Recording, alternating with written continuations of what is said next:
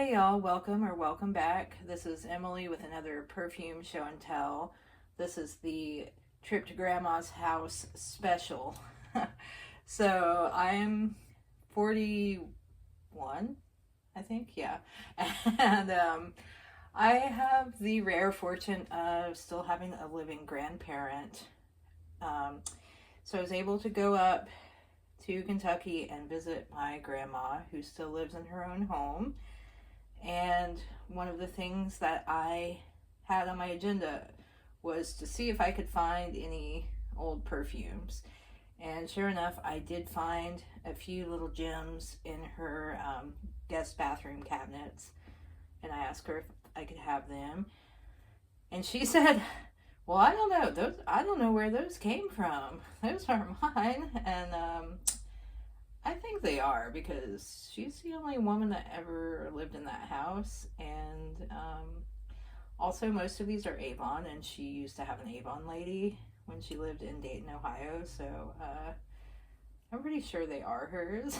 She just doesn't remember, but she doesn't have dementia or anything. So maybe they did just kind of get in there somehow. But anyway, they are in my possession now. So like I said, well, 3 of these are Avon and 2 are otherwise, which discerning eyes may already know. The first one that I got is this actually this is Essence of Soft Musk. There was another one in there called just Soft Musk. I left a couple of the bottles in her cabinets. One just because they didn't smell that good to me and I have limited space here, and then 2 because I kind of just like them being there. You know, there's just something comforting about like all the weird little bits and bobs that are like in her drawers in her guest bathroom. I mean, I must have looked through those drawers, you know, a dozen times at, you know, various times throughout my life, and you know, seen the same bandages, the same Q-tips, the same Avon decorative soaps. So I don't know. I liked the idea of just a couple of these perfumes remaining, just as sort of, I don't know, just to complete the scene. So, but yeah, this Soft Musk is. It's a splash, and I mean, it's exactly what it sounds like and what you think it would be. It's like just a simple Avon musk. Let me see. I'm just gonna shake some more onto my. I got fancy scent strips off of Amazon. I'm like so cool now with like real scent strips.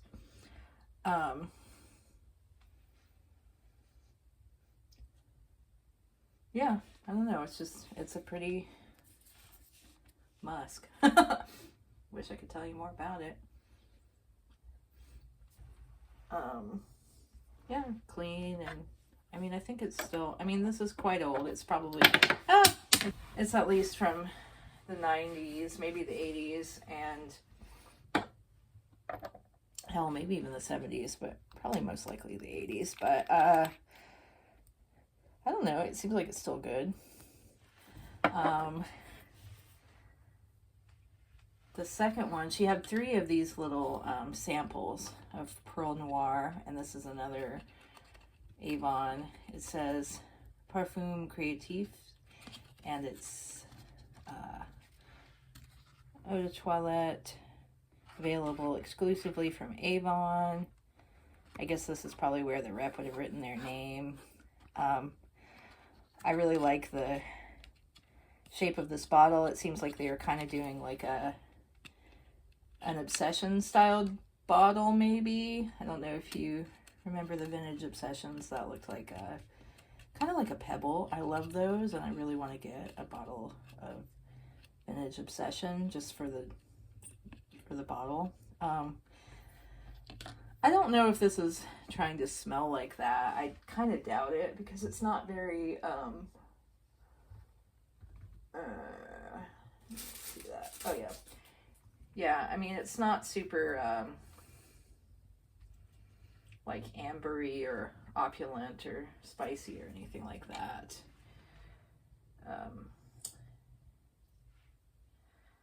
You just shake a little bit onto my strip.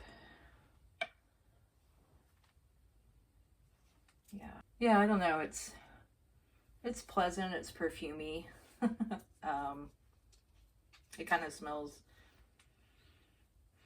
kind of similar to the soft musk, but it's a little bit. It's got some like floral, maybe some amber touches to it. I don't know. Not super remarkable, and of course it's really old too, but definitely not bad. But just kind of neat to have. I don't know. I think it's pretty cool. And then the ones that I am excited about, this bottle of Fifth Avenue. And I was a little confused at first because I thought this was Elizabeth Arden Fifth Avenue. And I was like, wow, they completely reconfigured that bottle design. And I was like looking for vintage bottles, and it was like, no, this is not the same thing. So somehow Avon was able to release a perfume named Fifth Avenue. The difference is it's written out, whereas the Elizabeth Arden one is 5TH. So I don't know, maybe that was like a loophole. But super cool, super like 80s looking. I need to get some like Bestine or something and get this sticker off, but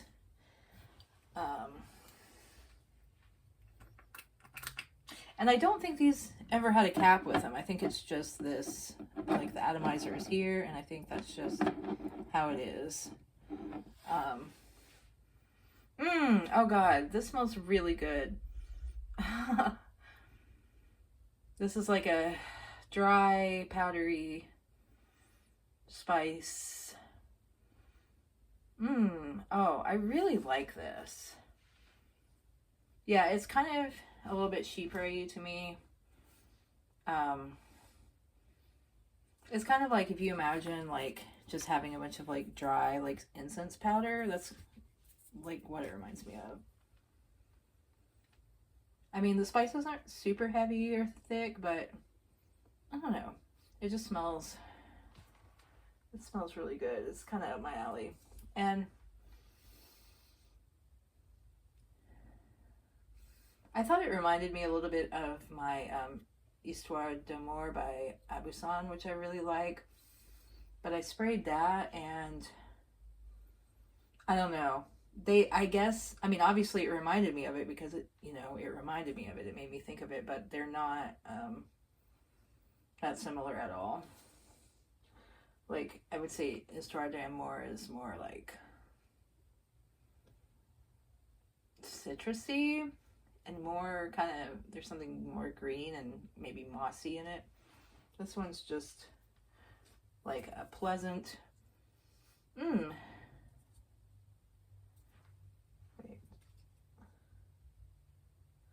Yeah. Yeah, this one's just a pleasant, spicy, powdery fragrance. Really like it. Definitely recommend. I don't know. I feel like there are plenty of these floating around out there. It's probably worth getting. Of course, if you're like watching this, if you're one of the 2 people that watches this channel, you are already just going to automatically you're just going to see that and get it. I mean, come on. So that was really exciting. Now this one, I had to do a little searching. Obviously this very charming, I don't know, river stone looking splash bottle. And the only information it has, it says Max Factor. Yeah, cologne, 3 milliliters, distributed by Max Factor. And it's got a batch code, which, you know, I guess I could put in there, but I haven't done that yet. So I just searched Max Factor perfumes, and what I came up with was Jacqueline Smith, California. Jacqueline Smith was an actress. I mean, I think she's still alive, but she was a Charlie's Angel and I guess had her own perfume line. And I think she was the face of the Charlie perfume campaign too. I might be wrong about that. But anyway, yes, it seems that this is Jacqueline Smith, California. I found one on eBay that was still sealed. I mean, it looked like the exact same bottle, and it was sealed in a card, and that said Jacqueline Smith, California. When I go on Fragrantica, it's really weird because they have this listed, the Jacqueline Smith, California, but then when you go to This Reminds Me Of, it links to what looks like pretty much the exact same bottle, and it's it says Dana, California. So I guess at some point they stopped marketing it with Jacqueline Smith's name, maybe just because people didn't recognize who that was, or I don't know. But it said, for the information for both of them said, this perfume was released in 1989. So there's on Fragrantica a Dana, California, and Jacqueline Smith, California, which is distributed by Max Factor.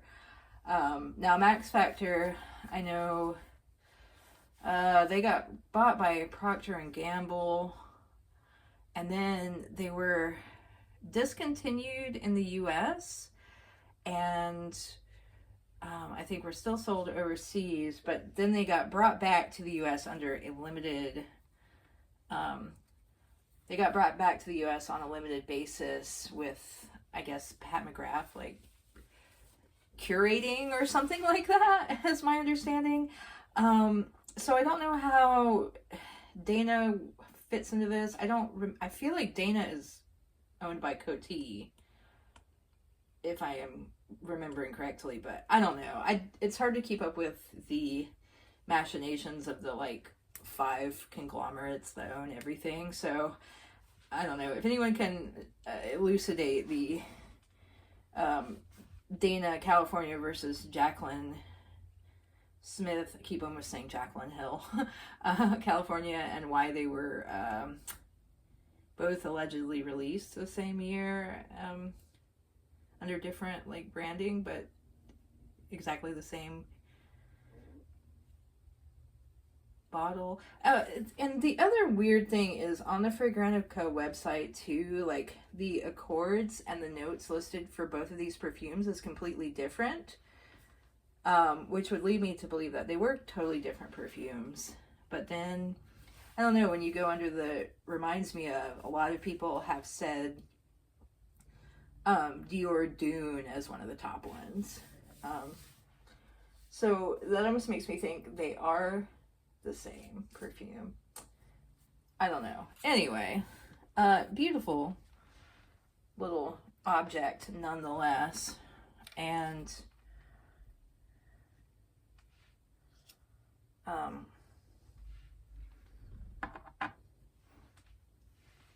give it a minute to dry.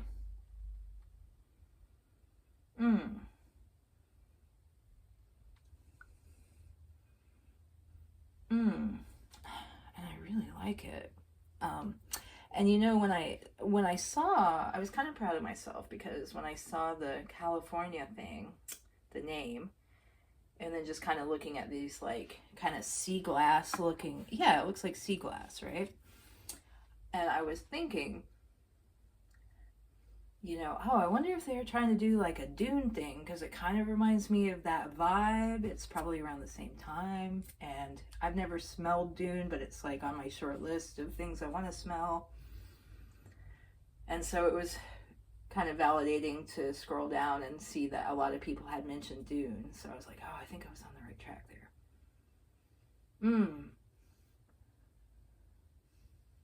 Yeah, it kind of smells a little sandalwoody. Oh, man. This is weird, but I'm almost getting like an oregano smell off of it. Like a little bit of animalic something. And there is something, I mean, it could just be suggestion, but there is something that smells like warm sand. Like, it's not super like aquatic or anything, but it does remind me of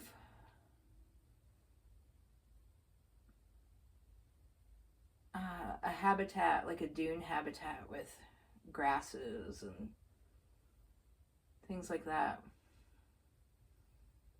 But I would still characterize this as more of a, like, I don't know, it's definitely still ambery and kind of Byzantine, will we say.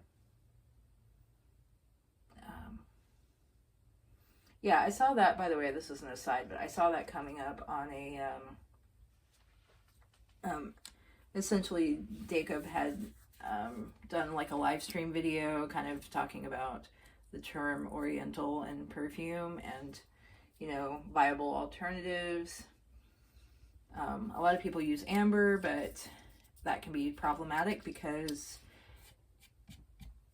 it's vague, and also a lot of perfumes that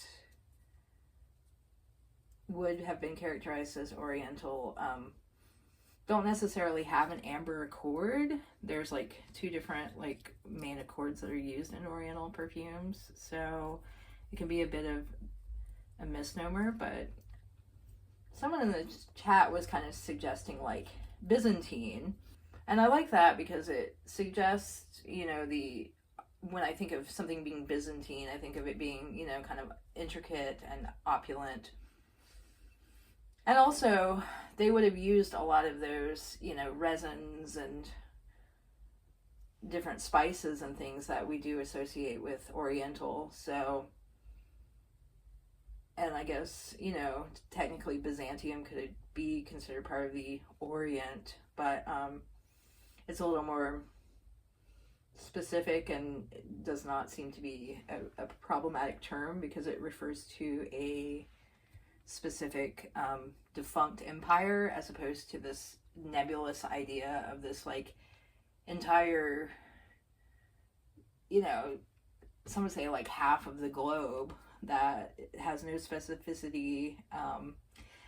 Because when I was growing up, you know, I thought Oriental referred more to like East Asia, like China, Japan and stuff. That's kind of how I always took it to mean. But I think in a lot of, like, in the case of like perfumery ingredients and, I don't know, rugs and things, you could be talking about Turkey, you could be talking about North Africa, like you could be talking about all these different places that have totally different cultures, religions, and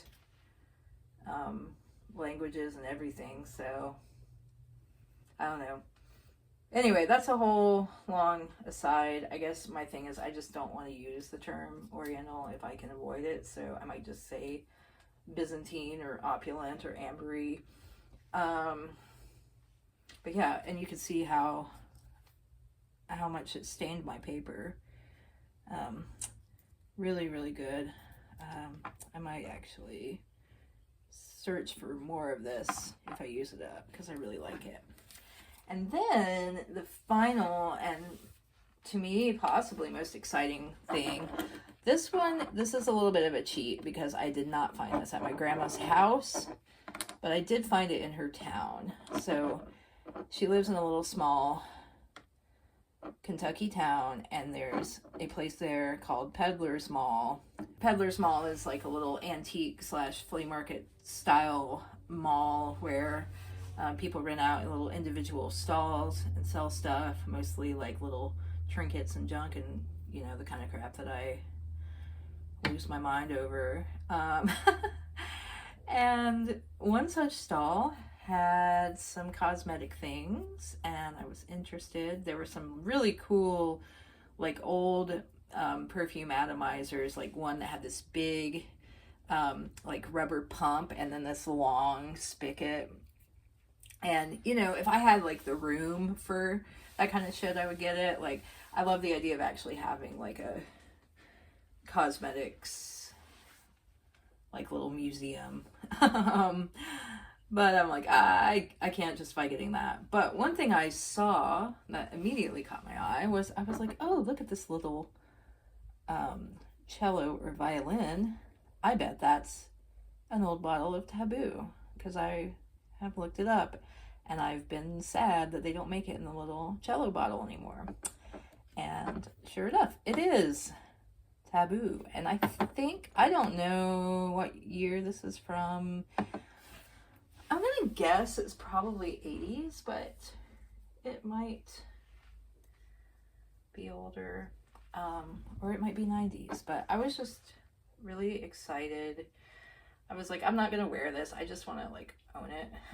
But I might wear it because it's, oh my god, it smells good. Look how like crusty it is.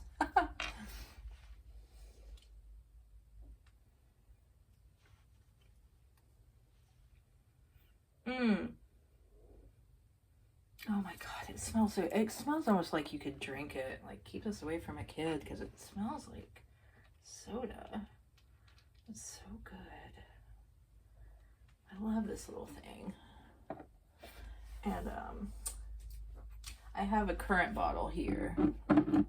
So this is the bottle it comes in now. And it kind of looks like a sarcophagus. And also, if you're into historic perfumes, you have to watch the Essentially Jacob Taboo video because it's brilliant. He like goes into Boris Karloff and just, it's not even like a review, it's an essay that brings together many different strands of culture and, I don't know, human longing. And it's absolutely wonderful. So yeah, recommend that. But yeah, here's the sarcophagus type bottle, and spray that on. Oh yeah. Let's see. Yeah, the old one is, it just smells more rich, and ambery and deep and medicinal. The new one still smells really good, but it's got a little bit of something kind of plasticky smelling in there, which honestly is part of the charm to me. But it's I don't know, it's just different. It's almost like a waxy licorice smell. Maybe? I don't know.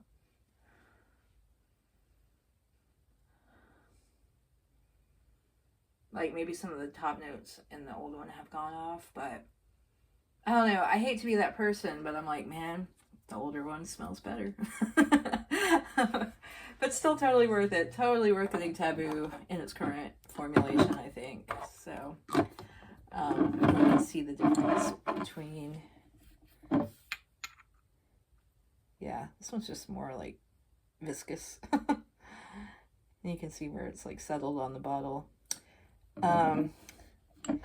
So yeah, that was my little like perfumes of yore. It says hello. Yeah, thanks for watching. I hope you enjoyed it. If you've got any insight into California, let me know. And just, yeah, tell me if you've encountered any of these in the wild. I think the Avon ones are discontinued, but I'm not sure. I'm sure they're still floating around though. So yeah, let me know. I'll see you later. Bye.